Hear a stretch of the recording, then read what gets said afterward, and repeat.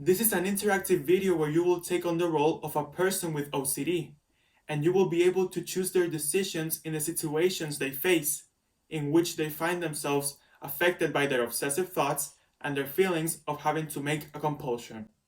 In this video, you will play through 5 different situations out of a total of 31 that happen depending on what you choose, to finally get one of 32 endings, where you will tell your psychologist about your experience of the day depending on how you did, and he will help you keep fighting OCD.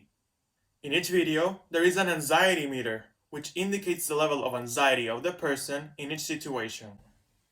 When making a decision in each situation, you can choose between 2 options. On the left, you can choose to ignore OCD, and on the right, you can choose to listen to OCD. At the top, you can also find an analysis of the situation. In the video description, you can find all the situations individually in a playlist with their respective decisions and analysis. If you have OCD, you can play this video with the actions that you would do, depending on the situations you're facing and how you will react to them, to see the consequences that happen if you listen to OCD or not. And finally, if you have OCD, it's always good and necessary that you ask the people around you for support and that you look for professional help with a specialist so that you can get better and can live better. You can find resources related to OCD at the International OCD Foundation's website, iocdf.org. Good luck! You are an OCD patient who has been struggling with it.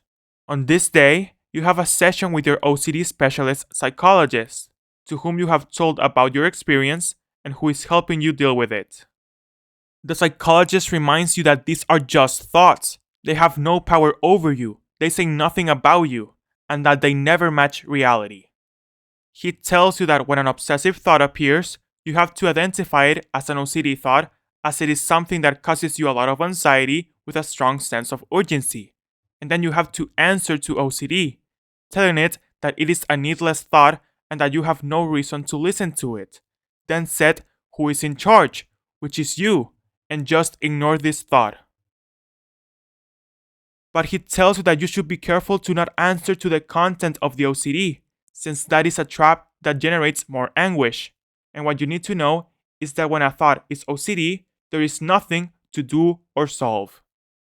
He also tells you about some of the strategies to not listen to OCD, such as walking away, by leaving the place where the thing it is asking you to do is, distracting yourself, which is based on changing your focus or going to do something else that you like to do, and doing the opposite, which is one of the hardest, but consists on doing the contrary thing of what OCD tells you to do. He tells you that apart from these, there are also other strategies, such as making it wait, setting limits to it, changing the ritual, or making it fun. And all of this is done to be able to ignore OCD, not listen to what it asks of you and what it wants you to worry about. He says that doing this is very difficult, but that he knows that you can do it. He explains to you that this is the way to beat OCD, since when you listen to it and you do what it is asking you to do, it keeps coming back stronger and stronger and doesn't go away. But instead, when you don't listen to it and you take away its power, OCD weakens and it starts to appear less and less frequently and with less intensity. Then the psychologist says goodbye to you and tells you that if you don't manage to beat it now, that you don't worry, that you will be able to do it. You don't have to get discouraged if it suddenly manages to trick you.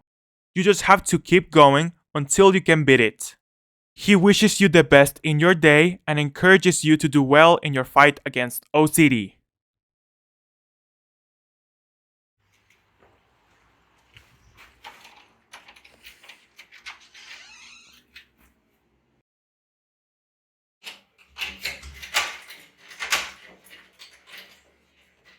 If I don't turn the key 3 times, I won't be safe and I'll have bad luck for the rest of my life.